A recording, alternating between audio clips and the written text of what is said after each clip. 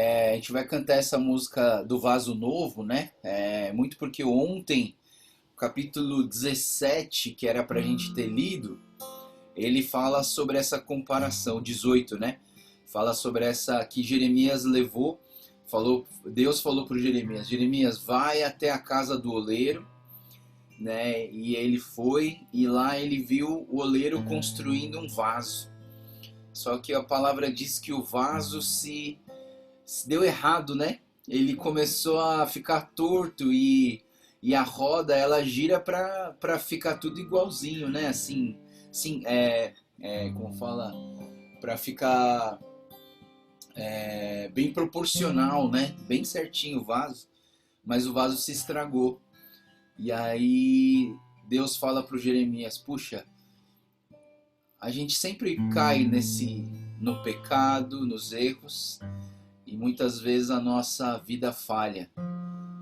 Mas se você for um barro nas mãos do oleiro, ele te refaz, ele te reconstrói, ele te endireita a sua vida, ele restaura as suas dores, ele restaura o seu luto, as suas tristezas, as suas dificuldades.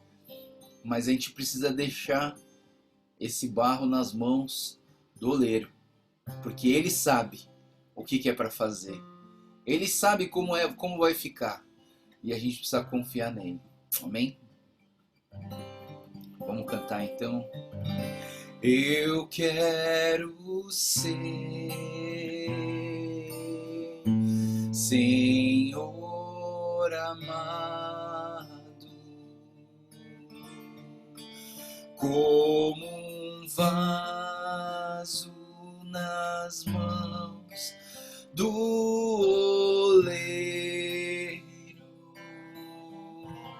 Quebra minha vida e faz-a de novo. Eu quero ser, eu quero ser um vaso novo. Mais uma vez do começo. Eu quero ser, Senhor amado, como um vaso nas mãos do oleiro. Quebra minha vida e faz-a de novo. Eu quero ser, eu quero ser um vaso novo, como tu queres, Senhor amado. Tu és o oleiro e eu faço.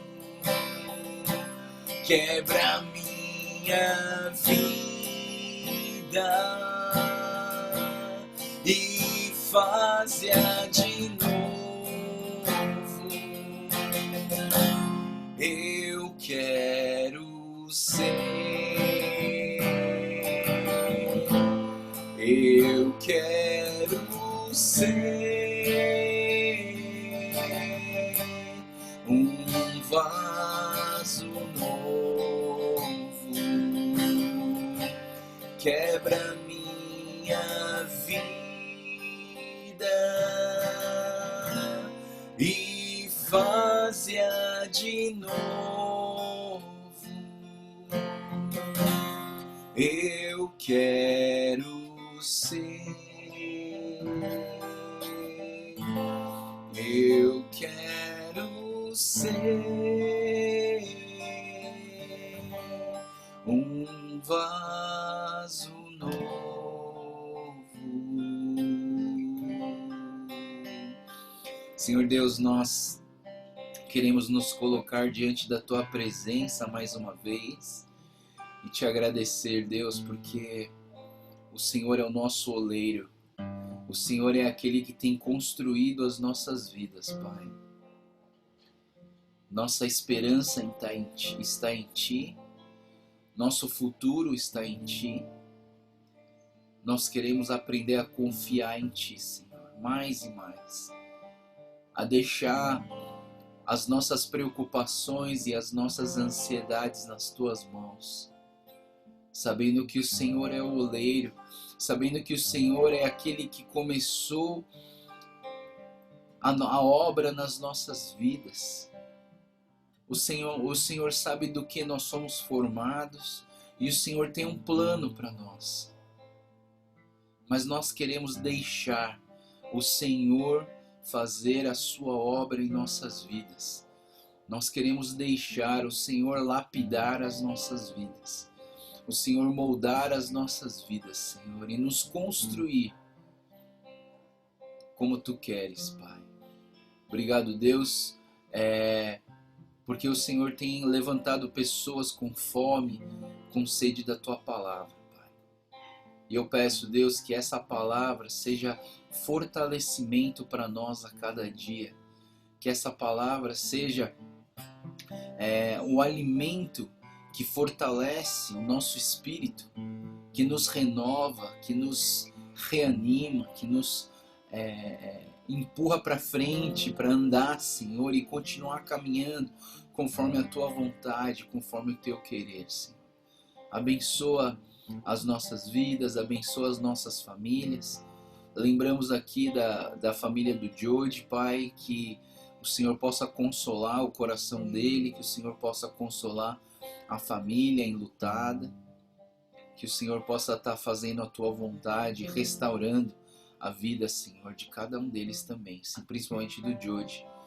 Oramos também, Senhor, pelo tio Shin, te agradecendo, Deus, porque ele está melhorando e pedimos que o Senhor venha restaurar a sua saúde, que ele possa experimentar mais da Tua graça e do Teu amor, Senhor.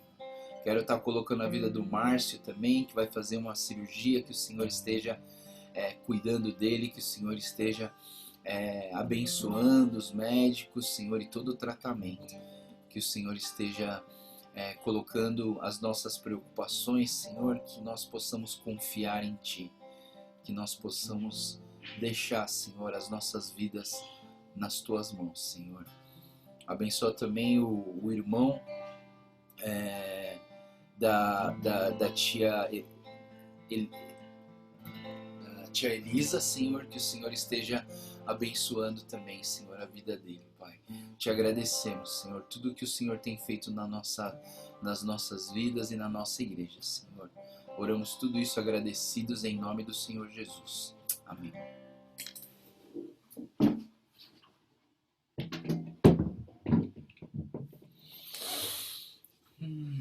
Vamos lá. A gente vai estar olhando hoje, então, para Jeremias, capítulo 19, 20 e 21, né? Mas eu vou dar uma passada rápida no 16 a 18, só para a gente se situar. Não vou fazer nenhum estudo muito... Ainda mais que a gente já cantou a música do capítulo 18, né? Mas o capítulo 16, ele vai falar muito... são as ações de Jeremias. Começa aqui a gente está falando da quinta mensagem, lembrando que eu falei para vocês no começo, né? Esse bloco do 2, capítulo 2 até o capítulo 29, nós temos 14 mensagens de Jeremias para o povo de Israel, né? E aí a gente tem aí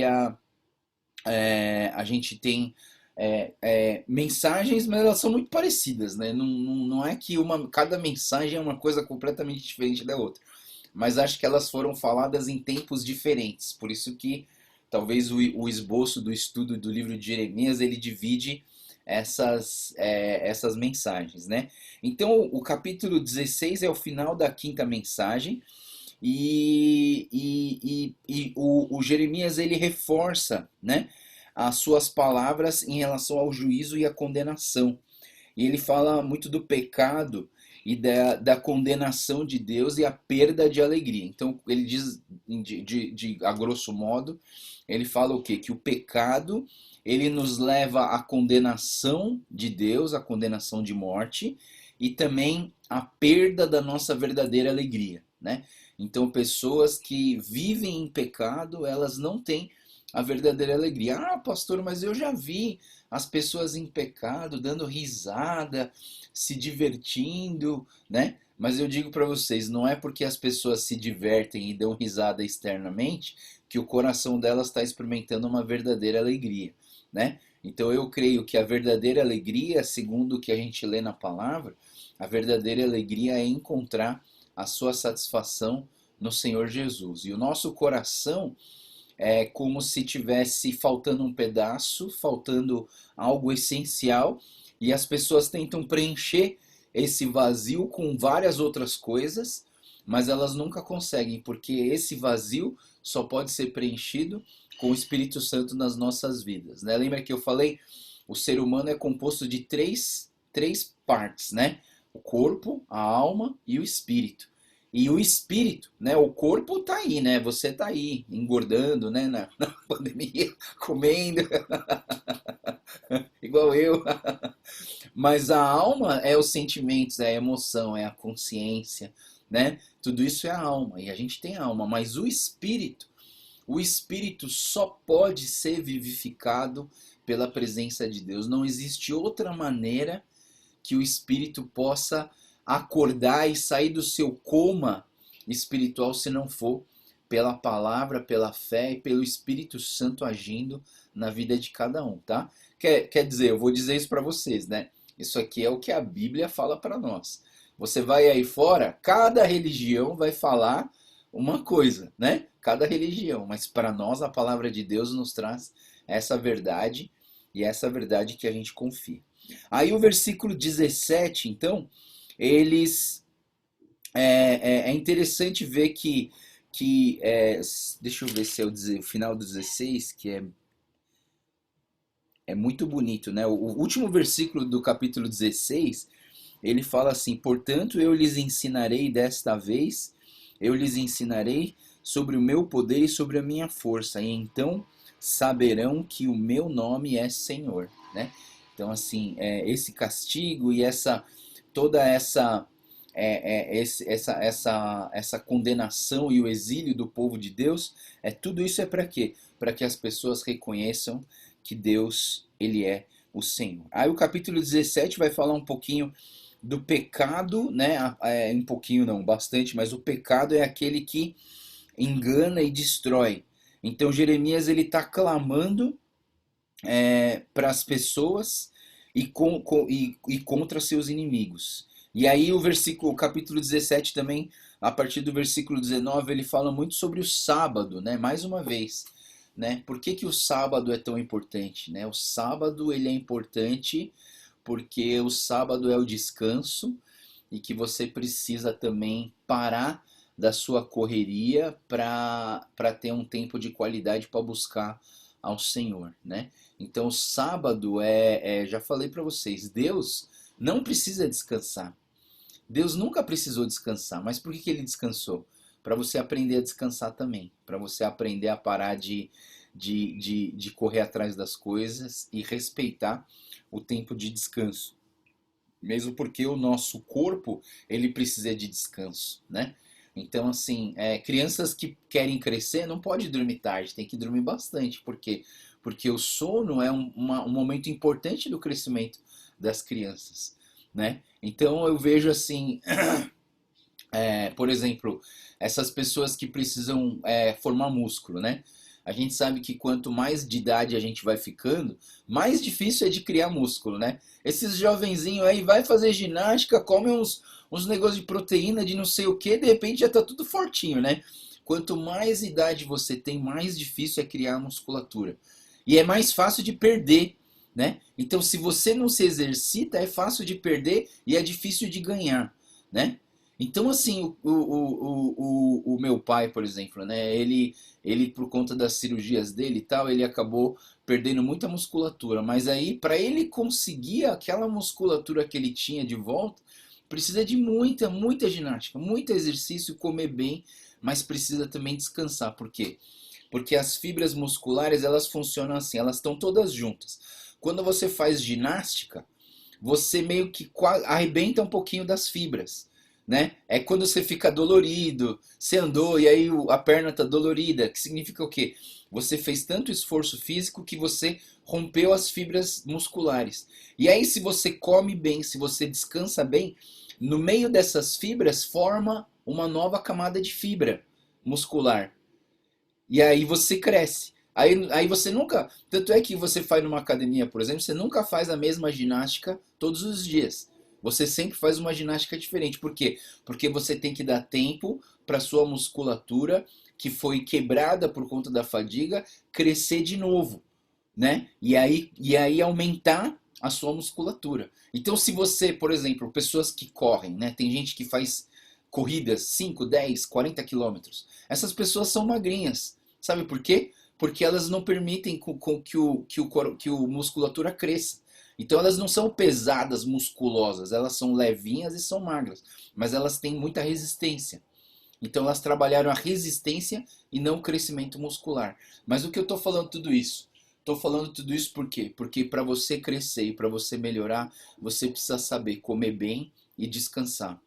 O sábado ele é importante para isso, para a gente aprender a descansar. Você se alimenta da palavra de Deus, mas você também precisa saber a descansar no Senhor. E qual que é o fundamento do descanso, de descansar? Descansar significa confiar.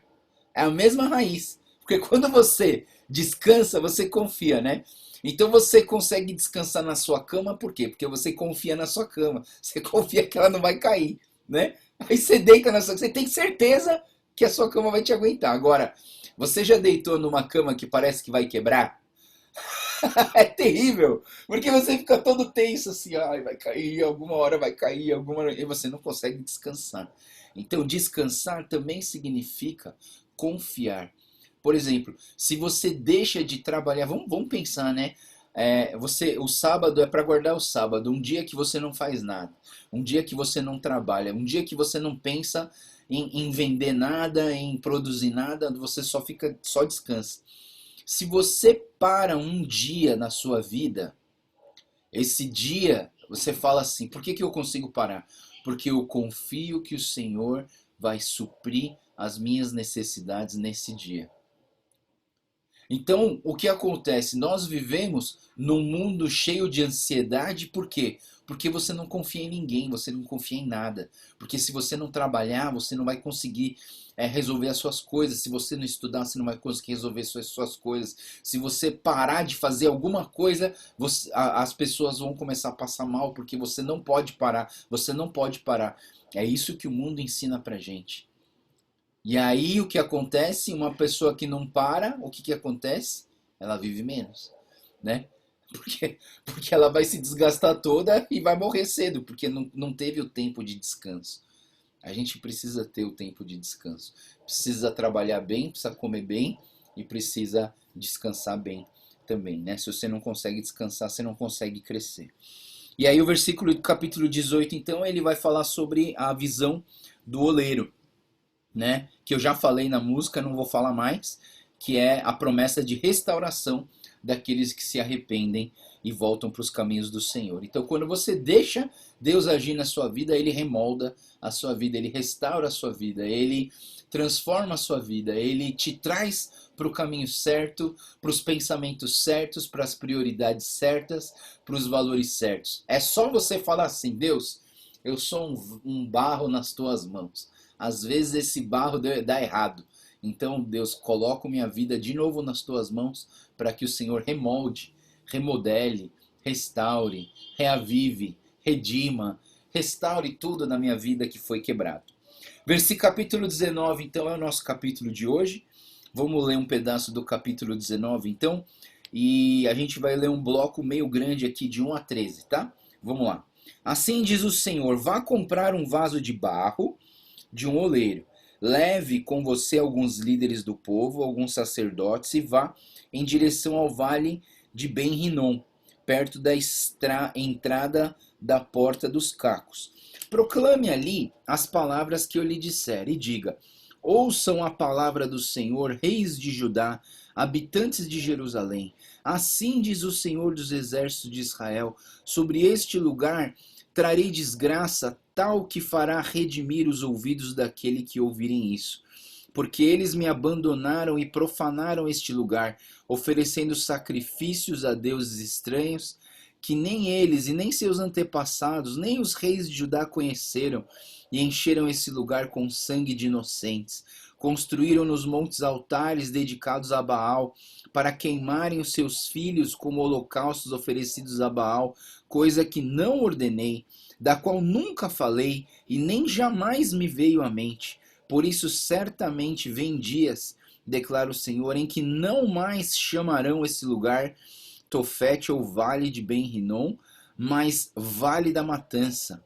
Esvaziarei este lugar, os planos de Judá e Jerusalém, e eu os farei morrer à espada perante seus inimigos, pelas mãos daqueles que o perseguem.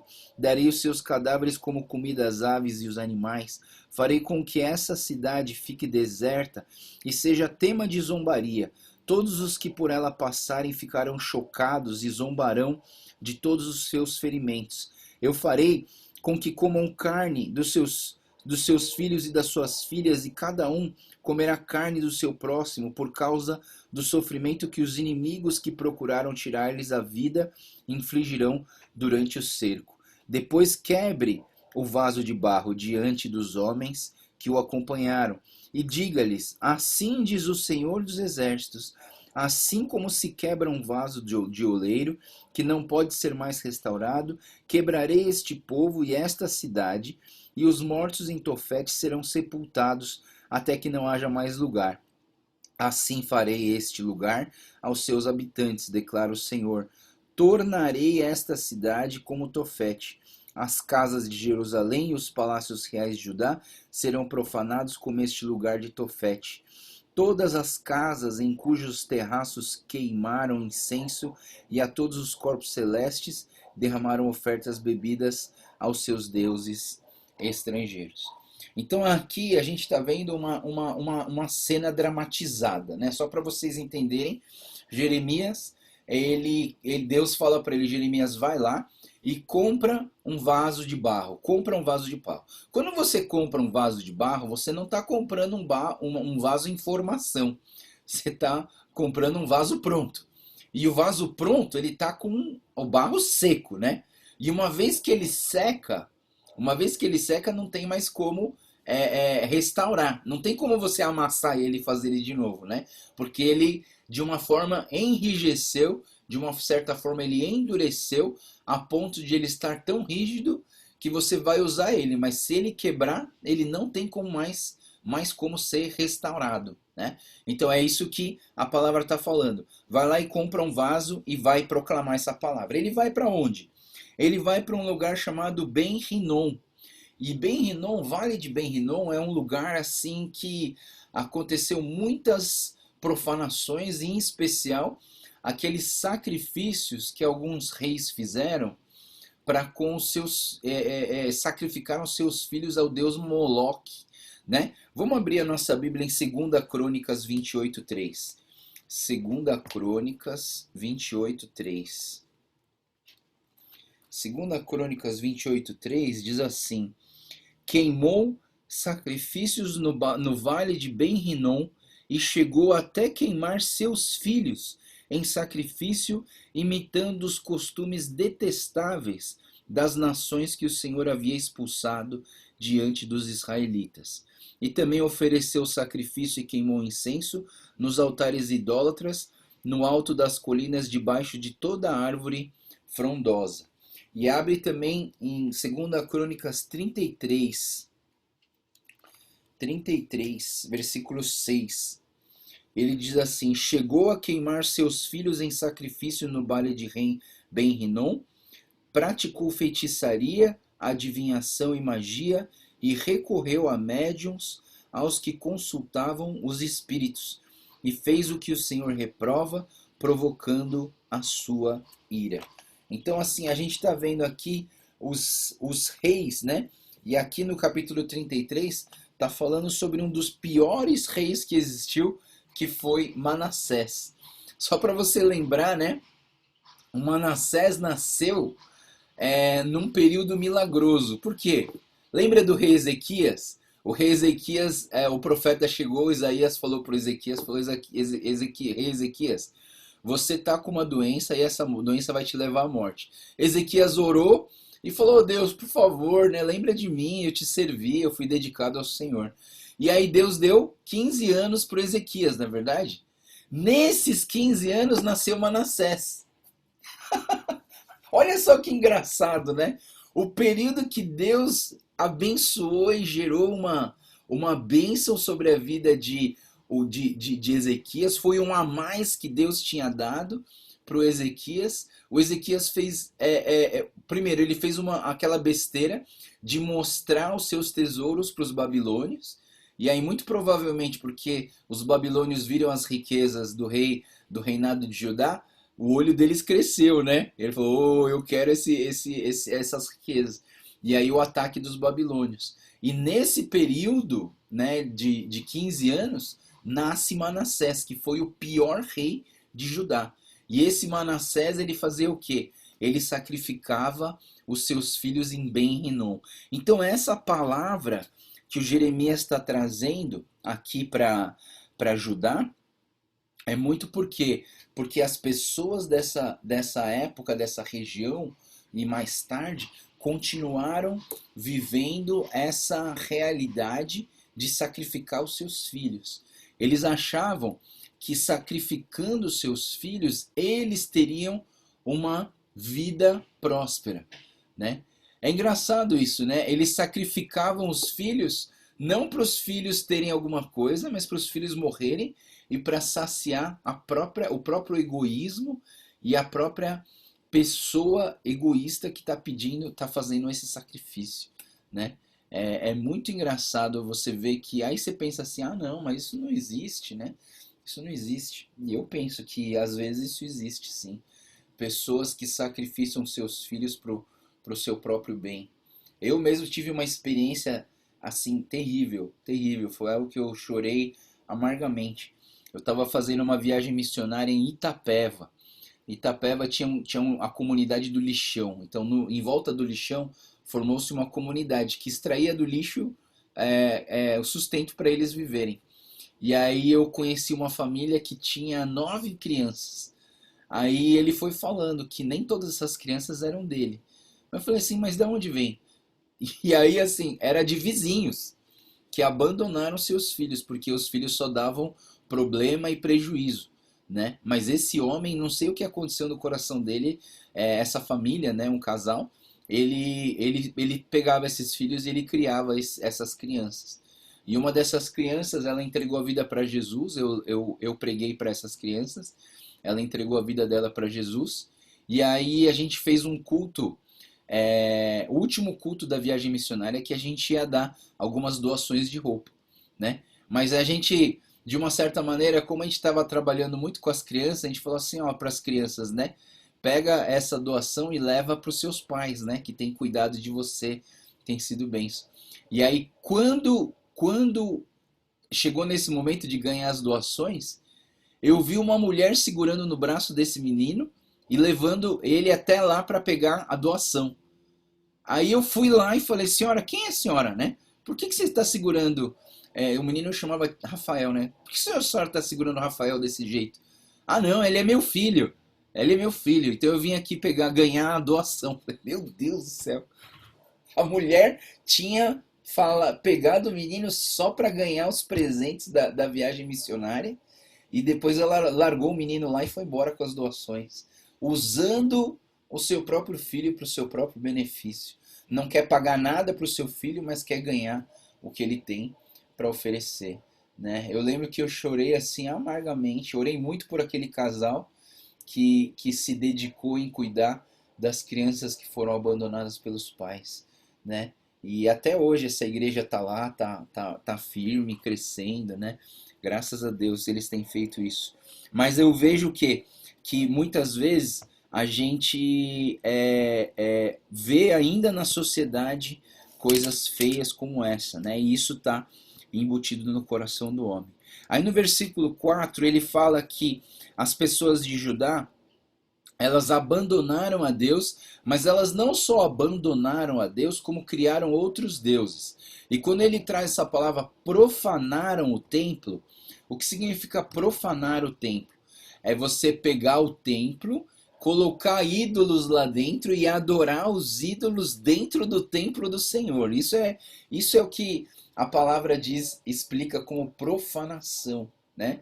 E aí, o que eu vejo, assim, aí você fala assim, ah, mas pastor, como que pode acontecer isso? Ninguém levou a estátua do Buda para dentro da nossa igreja, ninguém levou sei lá, algum artefato de religioso de outra religião para dentro da nossa igreja, não. Eu acho que muitas vezes a gente cria ídolos nas nossas igrejas, e às vezes o ídolo das nossas igrejas é a nossa religiosidade, né? Então, assim, olha que complexo isso. Ontem eu estava falando com um adolescente da nossa igreja sobre isso, né? Qual é o problema da religiosidade, né? Nós somos religiosos porque nós vivemos Deus, nós vamos à igreja, nós somos devotos à nossa fé, né? Nós damos oferta, né? Para o nosso Deus, no templo, na igreja. Mas assim, o que seria o problema da religiosidade? É quando você transforma essa religião em algo que é um desencargo de consciência para que você se sinta melhor só. Para que essa religiosidade é uma aparência de bondade e de dedicação ao Senhor, mas o seu coração está afastado de Deus. E esse era o grande problema de Judá, porque o pessoal de Judá ele ia para a igreja. Eles iam para o templo, eles buscavam a Deus. Quando eles tinham problema, eles buscavam a Deus. Mas o que Deus falava do povo de Israel e de Judá? Vocês me adoram com os seus lábios, mas o seu coração está longe de mim. E esse é o problema da religiosidade. É quando você quer mostrar uma aparência de ser uma pessoa dedicada ao Senhor, mas na verdade o seu coração está muito longe de Deus, né? Por quê? Como que eu sei isso? Porque existem pessoas que domingo tá lá levantando o braço, cantando, né? Aí dá oferta, tal assim. Aí daí chega em casa no domingo à tarde, joga a Bíblia na gaveta e só vai procurar ela no domingo de manhã. Segunda-feira não tem Deus, terça-feira não tem Deus, quarta-feira não tem Deus, quinta-feira não tem Deus, sexta-feira não tem Deus, sábado não tem Deus, mas à noite a gente começa a lembrar. Ih, amanhã tem igreja. Né? Quando a pessoa chega nesse estado, o que a pessoa está fazendo? Ela está vivendo uma religião vazia, uma religião que não tem fundamento, uma religião que não faz parte de um coração transformado, mas é uma religião só de aparência, só para eu parecer bonzinho lá na minha igreja para as pessoas, né? Então, assim, eu lembro na igreja coreana que teve eleição para os membros, para nós seriam os membros da JUAD, para eles seriam os presbíteros, né? E aí, assim, um cara, ele não foi eleito, né? Porque tinha que passar por uma eleição. E esse camarada não passou na eleição. Ele ficou tão bravo, mas ele ficou tão bravo, mas tão bravo, que ele chegou lá no saguão da igreja, assim, e ele começou a bater na parede e falou assim: eu parei de fumar para ser presbítero, eu parei de beber para ser presbítero, eu vim todos os domingos para ser presbítero, eu deveria ser o presbítero dessa igreja. Acabou de mostrar que não está preparado para fazer isso. Acabou de mostrar que você viveu uma vida religiosa, mas que você não tem o coração transformado. Por quê? Porque a palavra de Deus diz em Mateus capítulo 7, pelos frutos conhecereis. Pelos frutos conhecereis. Então, assim, não é a aparência que vai resolver a situação da pessoa, mas é os frutos. Pelos frutos conhecereis, né? Então, se você apresenta o fruto de uma vida transformada, você é transformado. Não é porque você vai na igreja, não é porque você dá oferta, não é porque você levanta a mão na hora do louvor, mas a questão é, será que o seu coração tem sido transformado dia após dia? Será que o seu coração tem vivido uma dedicação completa ao Senhor? Será que o seu coração está buscando a presença, a palavra de Deus, para que as suas ações, o seu olhar, para que as suas palavras manifestem a presença de Deus? Será que você tem buscado isso, né? Não artificialmente, mas algo natural que flui de dentro de nós, né? Então, assim, é por isso que a gente vê aqui que os judeus aqui, eles abandonaram a Deus e profanaram o templo. E aí o versículo 10 e 11, ele fala assim, agora Jeremias, vai lá e quebra esse vaso na frente de todo mundo, né? Então depois, versículo 10, ele fala assim, depois quebre o vaso de barro diante dos homens que o acompanharam e diga-lhes, assim diz o Senhor dos Exércitos, assim como se quebra um vaso de oleiro que não se pode mais ser restaurado, quebrarei este povo, que esta cidade, e os mortos de Tofete serão sepultados até... Assim como se quebra o vaso do oleiro que não se pode ser mais restaurado, e quebrarei esse povo e esta cidade, né? Então, assim, e essa ilustração, pessoal, é uma coisa interessante que no comentário, no comentário do MacArthur, ele diz assim, que os egípcios, eles costumavam fazer isso, né? Os egípcios, eles pegavam um vaso, né, um vaso bonito, e eles escreviam a maldição da cidade, dos inimigos, e aí eles pegavam aquele vaso na frente de todas as pessoas e eles jogavam no chão e pisavam naquele vaso até virar um monte de caquinho, né? E aí eles faziam isso para quê? Para proclamar que Deus, que eles iriam acabar com seus inimigos, né? Então era uma prática do povo do Egito. E é engraçado que Deus usa esse mesmo exemplo para mostrar o que ele vai fazer com o povo de Judá, que se abandonou o caminho e criou ídolos em lugar do próprio Deus, né? Quebrando os mandamentos mais importantes de Deus que tinha dado através de Moisés, das leis mosaicas, né? Lei mosaica significa lei de Moisés, né? Então, assim, eles quebraram as leis mosaicas e por isso que Deus ia quebrar a vida deles, né? E aí, o versículo 14 e 15, ele vai falar assim, que Deus queria que as pessoas ouvissem. Jeremias voltou então a Tofete, para onde o Senhor o mandara profetizar, entrando no pátio do templo, e disse ao povo, assim diz o Senhor dos Exércitos, Deus de Israel, ouçam, tratarei sobre essa cidade, sobre todos os povoados ao redor, todas as desgraças contra eles anunciadas, porque se obstinaram e não quiseram obedecer a minha palavra. Então, é interessante que quando Jeremias fala que ele foi até o pátio, ele foi até o lugar onde tinha mais pessoas, para que todas as pessoas pudessem ouvir essa palavra, né? A palavra do castigo.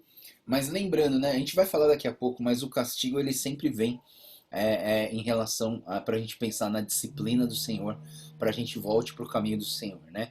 Nenhum castigo do Senhor é de graça, assim, vou bater em você porque eu gosto, né? Não, de jeito nenhum, né? Deus ele sempre traz um castigo que é para você abrir os seus olhos, para você se endireitar, para você encontrar o caminho de novo, né? Então, às vezes, você precisa ser mais enérgico para poder salvar um povo, né? Vou dizer para vocês, né? Não sei, eu já fiz essa ilustração algumas vezes.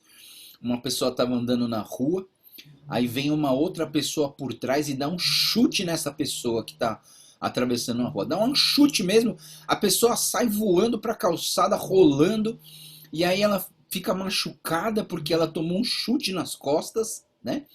E aí ela levanta e vira para aquela pessoa que chutou ela, falou assim: "Como assim? Por que que você fez isso?" Aí o camarada que chutou fala assim: "A senhora não viu, mas tinha um caminhão que ia atropelar a senhora, ia matar a senhora. Mas eu chutei a senhora para que a senhora pudesse sair desse caminho de morte, para que a senhora pudesse sobreviver. E é por isso que eu dei um chute nas costas da senhora, porque era o único jeito que eu tinha para poder salvar a tua vida." Você entende, pessoal, que às vezes a gente toma chute nas costas de Deus, mas é para que a gente não morra, entendeu? Deus quer, às vezes, tratar com um castigo duro, mas a gente fica assim, pô, mas isso foi muito duro, né? Pô, Deus, mandar a gente pro exílio, pro cativeiro da Babilônia, destruir o templo. Poxa, Deus, né? Você está sendo muito duro. Mas a gente não sabe, é Deus que sabe. Deus enxerga. Por isso que eu acho interessante a gente pensar que Deus é eterno, que Deus é soberano, que Deus é muito maior que a gente, porque para a gente pode ter parecido um chute nas costas, mas esse chute nas costas foi a nossa salvação. Esse chute nas costas foi para salvar as nossas vidas, né? E esse Deus, por amor, às vezes ele tem essas atitudes que para nós parecem muito duras, mas que nos levaram a entender a vida e que salvaram a gente do caminho da morte. Porque se a gente ficasse lá e a pessoa falasse assim: "Meu amigo, cuidado com o caminho", puf, morreu. Morreu, né? Então, às vezes, a gente tem que tratar com uma certa agressividade, no sentido de ser mais enérgico, porque senão, né, vai para o caminho errado e vai dar tudo errado. Quer ver um exemplo muito bom para a gente entender isso também? Você lembra, se você ler Atos capítulo 5, foi o início da igreja primitiva, né? Então, começou em Atos 2, o Espírito Santo desceu sobre os seus discípulos, e aí eles receberam poder, e aí eles começaram a igreja, né? A igreja começou ali depois que o Espírito Santo desceu. Aí em Atos 5, a gente vê em Atos 2 que eles compartilhavam o pão, eles oravam, eles estudavam a palavra dos apóstolos e tal. E aí no capítulo 5 você tem aquela cena de Ananias e Safira, que as pessoas elas doavam dos seus terrenos para ajudar os pobres. E aí esse Ananias, ele chega para Pedro e vai entregar a oferta. Ele fala assim, aí o Pedro fala assim: "Isso aqui é tudo que você tem para entregar?"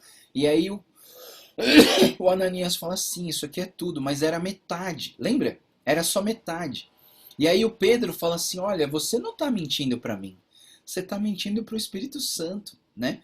E olha só, né? É interessante a gente pensar nessa história, né? Porque assim, poxa, o cara já está entregando metade do que ele. É bastante coisa, né? Mas assim, não é que Deus queria tudo, não é que Deus é mesquinho e fala assim: "Olha, você só está dando metade, eu queria tudo." Não, Deus não precisa do teu dinheiro. Deus não precisa do teu dinheiro. Deus precisa da tua obediência. Isso é muito importante, pessoal. Deus não precisa do seu dinheiro, Deus precisa da sua obediência. E o Ananias naquele momento, ele não estava obedecendo, ele estava mentindo para o próprio Deus. E o que aconteceu? O Ananias caiu morto no chão. Aí veio Safira, né? Aí a esposa do Ananias veio, e aí o Pedro fala: "Vocês estão entregando, a oferta que vocês estão entregando é tudo que vocês se propuseram a Deus para entregar?" Ela falou: "É sim, é tudo." Porque eles tinham conspirado, os dois tinham falado: "Ó, vamos falar que é tudo." E aí a Safira faz o quê? Pumba, cai morta no chão. Mas olha só que interessante. Nenhuma outra vez na igreja você viu um caso de gente que mentiu para Deus e morreu fulminado na hora, não é verdade? Porque se tivesse, pessoal, quanta gente na nossa igreja ia cair morta na hora do culto? Ia cair um monte. E aí, sabe por que eu penso, eu tô falando isso para vocês? Por quê? Porque aquele era o início da igreja. O início é uma obra agressiva. O início de uma grande obra é um momento que você precisa exercer muita força, você precisa despender muita energia. E aquele Ananias e Safiras, esse pecado deles para com a igreja, se aquilo fosse tratado de uma forma suave, fala assim, Ananias querido, você não pode mentir para Deus, né? Se nada tivesse acontecido com esse casal, eu penso que esse pecado continuaria a ficar cada vez maior na igreja, por quê? Porque no começo não foi enérgico na hora de corrigir. Você entende? Sabe o que acontece, pessoal? Quem é irmão mais velho aqui sabe do que eu estou falando. Quando todos os filhos erraram, quem toma bronca? O filho mais velho. Por quê? Porque você não teve a responsabilidade de cuidar dos seus irmãos mais novos. É o primeiro. O primeiro sempre sofre mais, toma mais responsabilidade. Por quê? Porque se a gente consegue corrigir o primeiro, os outros vão olhar e falar assim, pô, eu que não quero tomar aquela bronca que o meu irmão mais velho tomou, né? Então, assim, por isso que eu falo que às vezes as ações enérgicas de Deus não é porque ele é mau, não é porque ele não é justo, não é porque sabe, gosta de maltratar as pessoas, não. É porque no começo, se ele não for enérgico, descamba, entendeu? Se não for enérgico no começo, o trem, ele se desalinha. Se você pega um trilho de trem e você não deixa certinho no começo, ele não vai até o final, porque daí um pequeno desvio no começo, lá na frente vai virar um ângulo gigantesco de erro. Então Deus quer que no começo seja muito certo. Vamos lá. Capítulo 20, então, é uma palavra, Jeremias traz uma palavra para esse tal de Pazur. Vamos ler o comecinho, diz assim, quando o sacerdote Pazur, filho de Imer, o mais alto oficial do templo do Senhor, ouviu Jeremias profetizando essas coisas, mandou espancar o profeta e prendê-lo no tronco que havia junto à porta superior de Benjamim no templo do Senhor. Na manhã seguinte, quando Pazur mandou soltá-lo do tronco, Jeremias lhe disse, o Senhor já não o chama Pazur, e sim Magor Missabibe, pois assim diz o Senhor, farei de você um terror para si mesmo e para todos os seus amigos. Você verá com os próprios olhos quando eles forem mortos à espada dos seus inimigos. Entregarei todo o povo de Judá nas mãos do rei da Babilônia, que os levará para a Babilônia e os matará à espada. Eu entregarei nas mãos dos seus inimigos toda a riqueza dessa cidade, toda a sua produção, todos os seus bens de valor, todos os tesouros dos reis de Judá, e levarão tudo como despojo para a Babilônia. E você, Pazur, todos os que vivem na sua casa irão para o exílio, para a Babilônia, e lá vocês morrerão e serão sepultados, você e todos os seus amigos a quem você tem profetizado mentiras. O que a gente precisa aprender com essa vida de Pazur, né?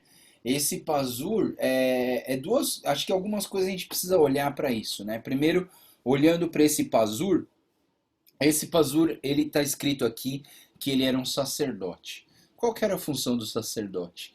Ser o intermediador entre Deus e os homens, né? E aí o que acontece? Esse Pazur, quando ele ouviu as palavras de Jeremias, que eram palavras duras, ele não gostou. Por quê? Porque ele só queria a palavra boa. Você já viu gente que só vai em igreja, que a palavra é gostosa, e que, ai, que gostoso ouvir aquilo ali, ai, me conforta, né? Nunca você sai de lá quebrantado. Ixi, pessoal, olha, se um dia a nossa igreja ficar assim, eu vou ficar com medo.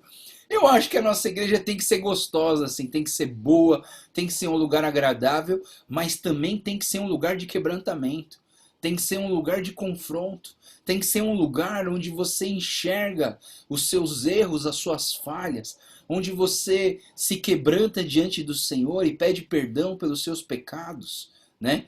Eu não quero ser uma igreja que todo mundo sai com a cabeça, ai, que bonitinho, está fazendo tudo certo, viu? Vai lá, continua assim, viu? Continua assim que o inferno é quente, né? Mas assim, eu acho que a gente tem que alertar as pessoas, né? Se você está fazendo certo, elogia porque está fazendo certo, mas está fazendo errado, tem que falar o que está certo, né? É, vocês sabem que eu estou coordenando um movimento de jovens chamado Movimento Rise, né? E o Rise, ele teve um dia que teve uma oração 12 horas, e lá, assim, tem umas pessoas que trazem umas palavras, assim, nas orações, né? E eu tinha saído da reunião, não sei porquê, eu que liderei 1h30 de reunião dessas 12 horas, e depois que eu saí, uma irmã lá do Canadá, ela trouxe uma palavra, ela falou assim, eu tenho uma palavra para entregar para o pastor Joel. Só que eu já tinha saído. Aí o pastor Steve, que é o líder global do movimento, ele falou, não, pode falar que eu vou gravar, depois eu entrego para o pastor Joel. Aí a mulher falou assim, olha, o pastor Joel é uma grande bênção para o movimento Rise Global, porque o pastor Joel, ele é um cara íntegro e que não tem medo de falar a verdade. Aí o Steve, ele começou a rir e falou, é mesmo, o Joel, ele não tem medo de falar a verdade, doa a quem doer. Porque é interessante ver isso, né, que Deus tem confirmado isso, assim, através dessa irmã aí, né, e eu quero ser uma pessoa íntegra, sim, e eu quero ser uma pessoa que traz uma palavra que não só acaricia as pessoas, mas também que confronta as pessoas com seus pecados. E quando está errado, eu falo que está errado, né? E quando está certo, eu falo que está certo. Quando eu acho que está contra a Bíblia, eu vou falar para você, está contra a Bíblia, isso não está certo. Eu vou falar mesmo, né? Doa quem doer, né? Mas eu tenho que falar. E eu vejo que Jeremias era assim. Porque Jeremias, ele falava aquilo que Deus tinha falado para ele falar. O Pazur não gostou. O Pazur fez o quê? Pegou Jeremias, amarrou num tronco, espancou Jeremias e deixou ele preso lá por alguns dias, né? Por um dia. E eu penso assim, puxa, Jeremias não merecia isso, né? O Jeremias não merecia isso, mas eu digo para vocês, quando você usa aquela frase popular, todo mundo usa essa frase, ninguém merece, né? Você já ouviu essa frase? Ah, ninguém merece. Deixa eu dizer uma coisa para vocês. Sempre que você fala ninguém merece, significa que você acha que você merece alguma coisa. Você não está falando de coração que ninguém merece. Você está falando assim, eu não mereço isso aí que você está me dando, não. Eu mereço muito mais, né? E eu queria dizer para vocês que se você cair nessa cilada do inimigo, você vai querer entender que Deus sempre tem que te abençoar e te dar as coisas que você quer. Mas não é verdade, né? Esses dias mesmo eu estava falando com um rapaz que estava meio bravo com Deus e ele colocou um monte de versículo falando assim, Deus ouve a nossa oração, tudo que pedires ele vai te dar, né? Muito pode por sua eficácia a súplica do justo, mandou todos esses versículos e falou assim, olha, Deus não me ouviu. Ficou bravo, estava bravo mesmo. Eu falei assim, aí eu mandei mais 2 versículos para ele e falei assim, mas lá na oração do Pai Nosso diz assim, Deus, que não seja feita a minha vontade, mas que seja feita a tua, não é verdade? Quando Jesus vai lá no Getsemane orar antes da crucificação, Jesus fala, passa de mim esse cálice, Pai, mas não seja feita a minha, mas seja feita a tua vontade. Então não é que Deus é obrigado a te dar tudo aquilo que você pede, mas Deus, ele vai te dar o que é melhor para você, né? Deus é soberano, ele quer salvar a tua vida. Ele não quer te perder. E para não perder, a gente precisa aprender a confiar nele. Então eu vejo três coisas importantes na vida desse Pazur que eu acho que a gente precisa aprender. Três coisas. Primeira coisa, nós precisamos aprender que a disciplina é boa. Então abra comigo em Hebreus capítulo 12. A disciplina é boa. Então quanto antes a gente aprender isso nas nossas vidas, quanto antes a gente vai viver melhor com o Senhor Deus, né? Então ele fala no versículo 5, capítulo 12, Hebreus 12, 5. Vocês se esqueceram da palavra de ânimo que lhe dirigi como filhos. Meu filho, não despreze a disciplina do Senhor, e nem se magoe com a sua repreensão, pois o Senhor disciplina quem ama e castiga todo aquele que aceita como filho, né? Primeira coisa que eu aprendo com o erro de Pazur. A disciplina é boa e eu preciso aprender que a disciplina é algo que Deus faz para nossa correção, para a gente endireitar os nossos caminhos. Sempre lembra do chute nas costas, né? O chute nas costas, pra gente parece uma coisa ruim, mas na verdade o chute nas costas é o que salvou a tua vida, né? Então lembre disso. Segunda coisa que eu aprendo com o Pazur é que nós precisamos pedir para o Espírito Santo revelar o pecado em nós. Por quê? Porque a nossa humanidade não aceita que a gente está errado. Ninguém aqui aceita que está errado. Toda vez que alguém fala você errou, você fala, não, mas eu errei por causa do presidente da república. Eu errei por causa que a minha esposa me levou a fazer isso. Eu errei porque a gente sempre culpa os outros. Mas peça para o Espírito Santo.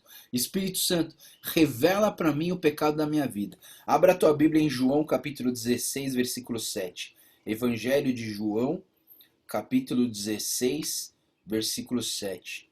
Evangelho de João 16, 7 a 11. Ele vai dizer o quê? Ele fala assim... onde eu estou? Mas eu lhes afirmo que é para o bem de vocês que eu vou. Se eu não for, o conselheiro não virá para vocês. Mas se eu for, eu enviarei. E quando ele vier, convencerá o mundo do pecado. Olha que interessante. O Espírito Santo convencerá o mundo do pecado, da justiça e do juízo. Do pecado, porque os homens não creem em mim. Da justiça, porque eu vou para o Pai e não me verão mais. E do juízo, porque o príncipe desse mundo está condenado. Então, é importante assim, olhando para o Pazur.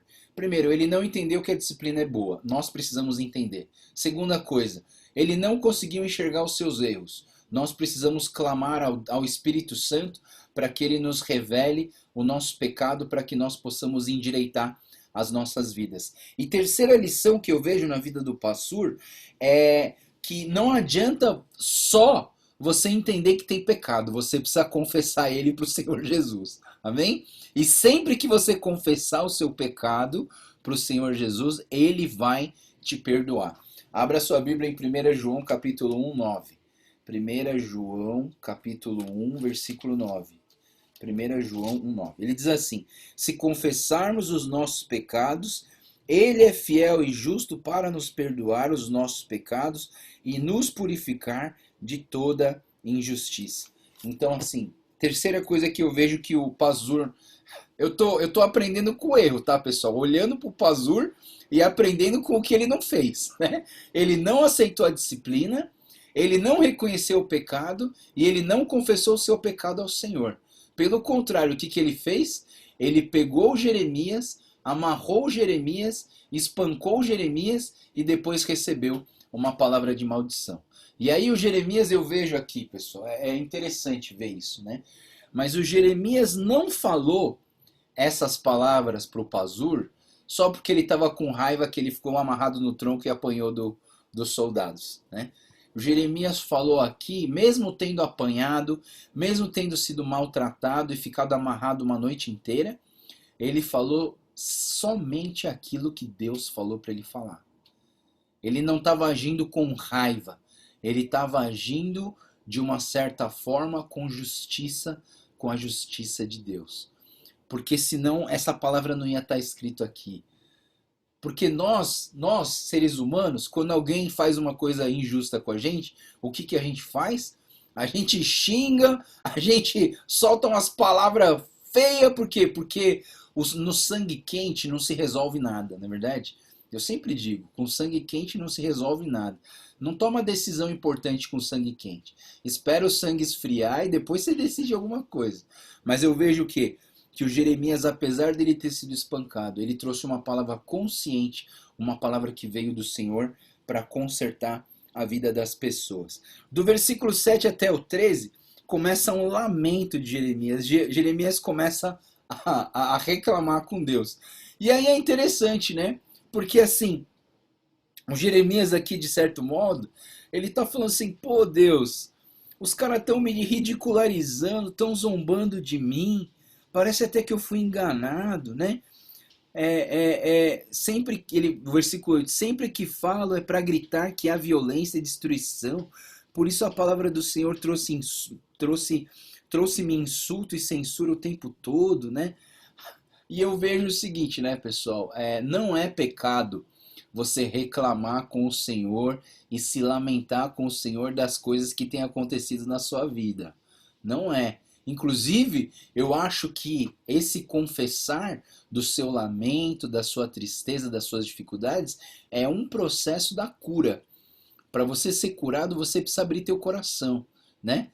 Claro, você não vai abrir teu coração para qualquer pessoa, você tem que abrir o teu coração para alguém que você confia e para alguém que sabe que vai te entender, né? Porque se você confessar para alguém que não te entende, não vai te entender, você só vai prejudicar essa pessoa.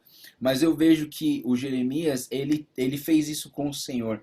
Inclusive, o lamento dele é tão profundo que parece o lamento de Jó.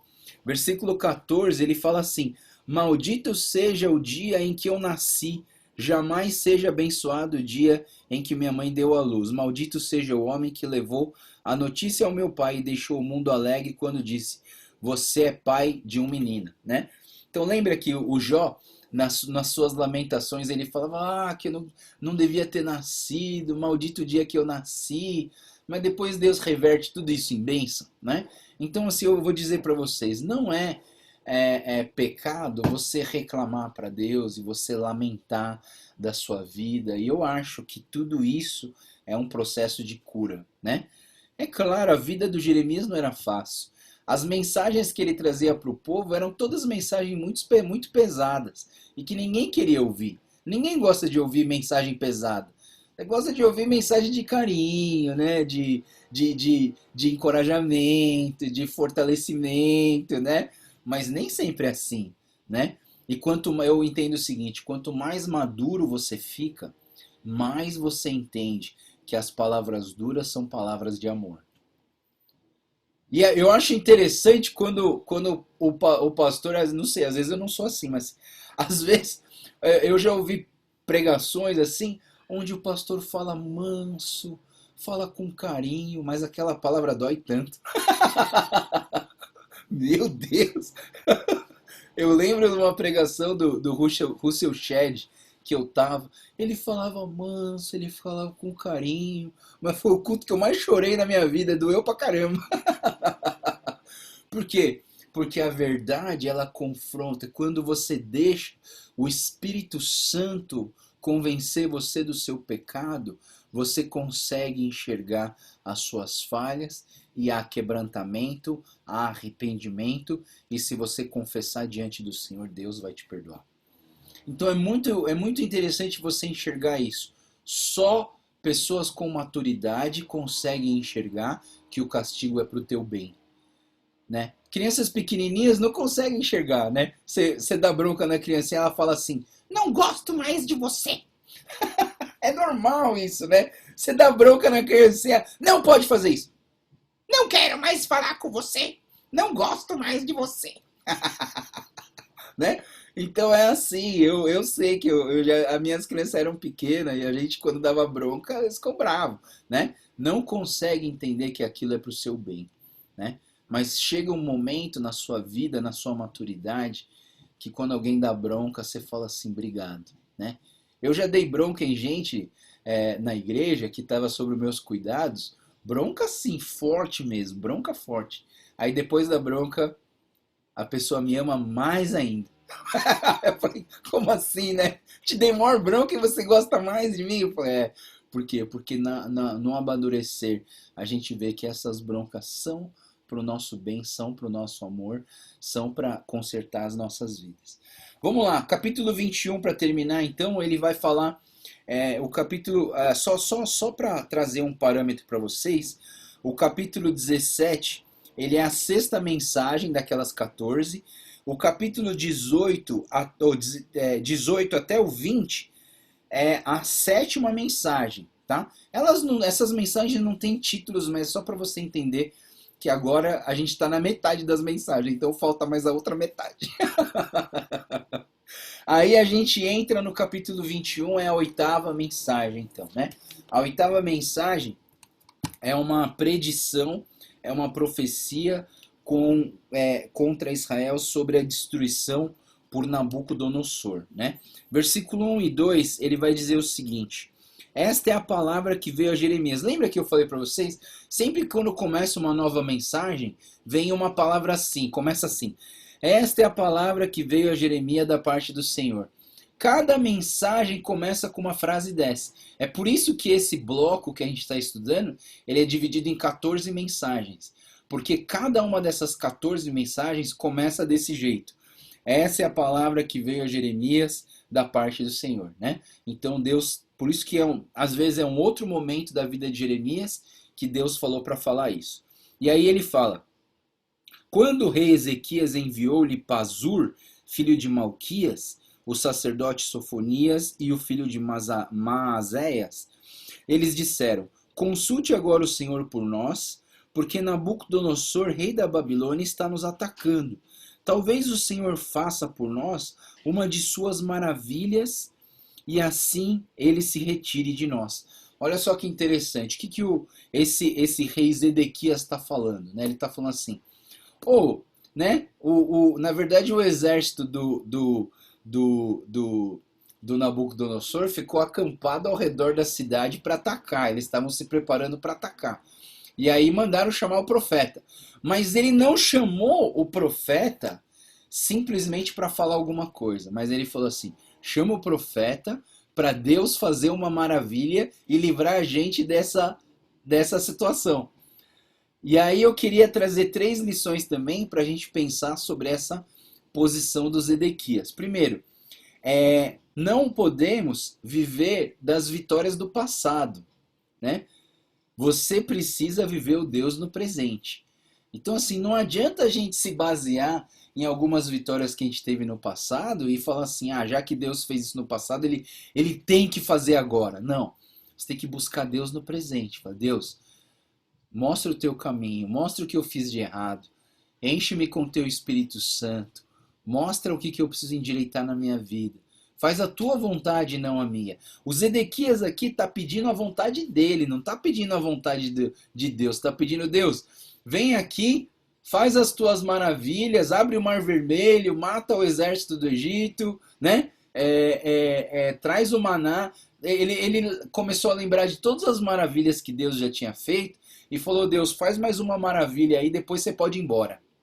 Olha só a calúnia, né? O jeito que esse camarada fala, né? Traz o profeta para Deus fazer uma maravilha e depois ir embora. Mas não, né? Deus ele traz uma palavra pesada para eles. Outra coisa que eu vejo de erro nos Zedequias, que a gente precisa aprender, é não ver a Deus como um amuleto da sorte, né? Não ver a Deus como simplesmente uma religiosidade que vai fazer eu prosperar. Isso aqui a teologia da prosperidade, é isso, né, pessoal? É gente que vai ao templo, gente que busca a Deus porque quer ganhar dinheiro, quer fazer uma barganha. Deus, eu vou te dar uma oferta aí de R$50, mas no final do mês eu quero um aumento, hein, Deus? Olha lá, hein? Né? Eu tô te dando, mas você me dá mais. Ainda é uma barganha com Deus. Quem é você para fazer barganha com Deus, né? Então são pessoas que transformaram Deus em um amuleto da sorte, que só buscam a Deus na hora da dificuldade e que penduram Deus no bolso para falar assim: olha aqui, eu tenho Deus e Deus vai me proteger e me abençoar, né? Tem gente que pendura as coisas no carro para falar assim: eu fazendo isso Deus vai proteger o meu carro. Não. Se o seu coração estiver longe de Deus, o que adianta você pendurar uma cruz no seu pescoço se a cruz não está inserida no seu coração, se você não entendeu o verdadeiro significado da cruz para a sua vida, né? Em terceiro lugar, eu vejo que a gente precisa orar corretamente pela vontade de Deus e não pela nossa vontade. Então o Zedequias veio aqui orando e falou: Deus, faz aí uma maravilha aí para livrar a gente desse mal, né? O problema é que não livrou, né? Aí caiu num mal terrível. Então a gente vê que depois o Jeremias, no versículo 3, ele vem com uma palavra pesada, no 3 ao 6. Jeremias, porém, respondeu: Digam a Zedequias, assim diz o Senhor Deus de Israel, estou a ponto de voltar contra vocês as armas de guerra que estão em suas mãos, as quais vocês estão usando para combater o rei da Babilônia, que cercaram vocês do lado de fora do muro. Eu renunciei dentro dessa cidade. Eu mesmo lutarei contra vocês com a mão poderosa e braço forte, com a ira e o furor e a grande indignação. Matarei os habitantes dessa cidade, tanto homens como animais, e eles morrerão de uma peste terrível.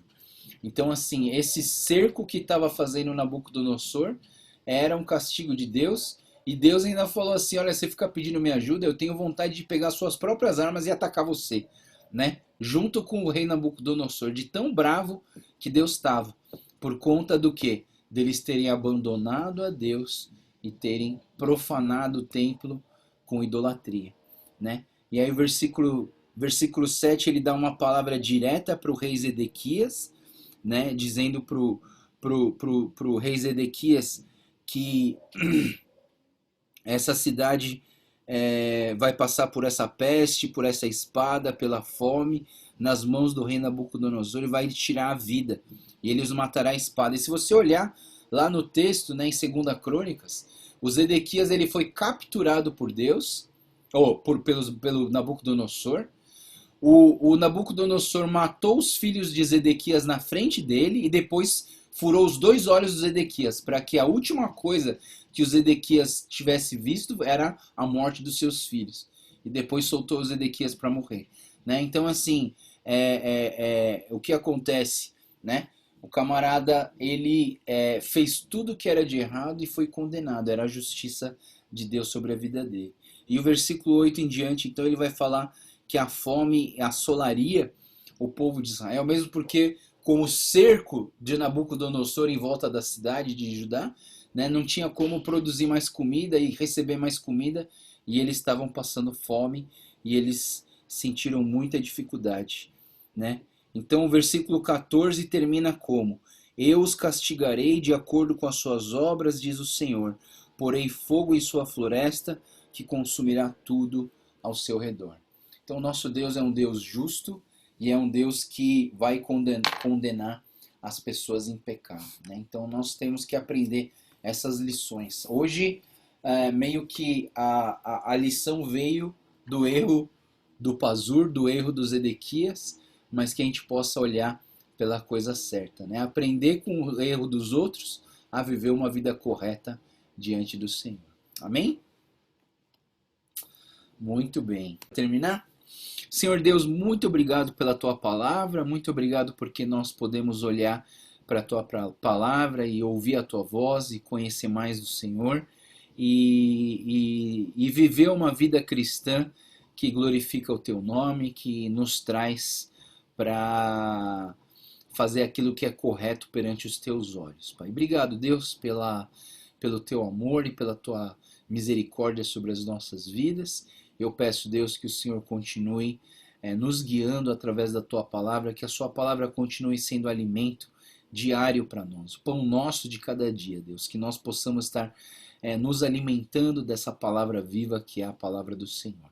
Te agradecemos tudo isso, abençoa o nosso dia, nos guia, Senhor, com a Tua mão e abençoa também esse final de semana, Pai. Te louvamos e te agradecemos tudo isso, em nome do Senhor Jesus. Amém. Amém, pessoal. Deus abençoe a todos vocês. Que vocês tenham um ótimo dia na presença do Senhor. Amém? Deus abençoe. Tchau, tchau, pessoal. Até amanhã. Até amanhã, né? Amanhã tem devocional, hein? Tá bom? A gente se vê amanhã. Tchau, pessoal. Até amanhã.